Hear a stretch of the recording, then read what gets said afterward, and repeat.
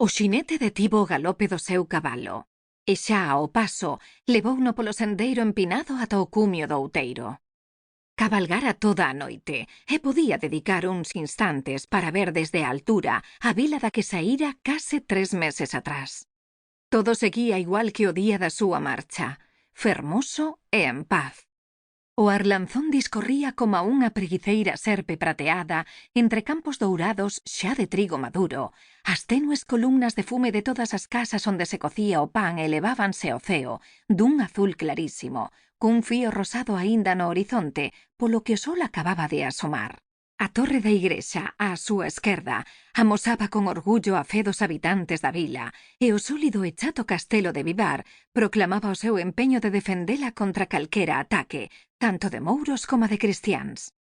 Por un momento atoóuselle a gorxa de emoción fronte a aquela beleza regalo de Deus, que coñecía desde neno e que nunca apreciara realmente. Porén, agora que á volta da súa primeira viaxe fora da bisbarra, vira outros lugares e tiña con que comparar a fermosura da súa terra, humilde tal vez ao lado do vizoso reino de Sevilla, parecíalle máis esplendorosa que nunca. Porque era a súa, porque era alí onde abrira os ollos ao mundo case 18 anos atrás, porque alí, entre o amor da súa nai e a firmeza do seu pai, se fixera home. Porque alí estaban as súas máis doces lembranzas e as persoas as que máis quería. Persignouse, dando grazas a Deus por volver san e salvo, e durante uns momentos tratou de imaginar como sería ter que deixar todo aquilo para sempre, sabendo que nunca podería regresar. Percorreuno un arreguizo, e como era costume, sacudiu os ombreiros para espantar o mal agoiro, co que a súa loriga emitiu un ruído case riseiro.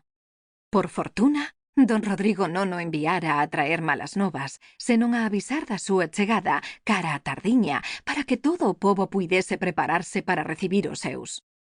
Deu unha última ollada, abranguendo campos, río, bosque, vila, igrexa, trigais e moi abaixo as afastadas murallas de Burgos. Estalou a lingua contra o padal, apertou cos xeonllos os flancos de Durán e, seguindo o sendeiro nesgado que cruzaba o outeiro, baixou ao camiño. Axiña foi descuberto polos nenos da vila, que saíron en tropel a recibilo dando gritos, asubíos e palmadas de alborozo. «Volveu Sancho! Volveu Sancho! Sancho Ramírez!» Seu irmán Martiño, un neno vivaz de 8 anos, e as súas 3 irmás pequenas, María, Mencía e Urraca, abalanzáronse sobre el dando gritos de gozo, e Sancho decidiu desmontar e esperalos antes de que acabasen esmagados polos cascos do cabalo. Para seguir escuchando este audiolibro gratuitamente, haz clic en el enlace de la descripción y podrás escucharlo completo sin coste gracias a la prueba de 30 días de Audible.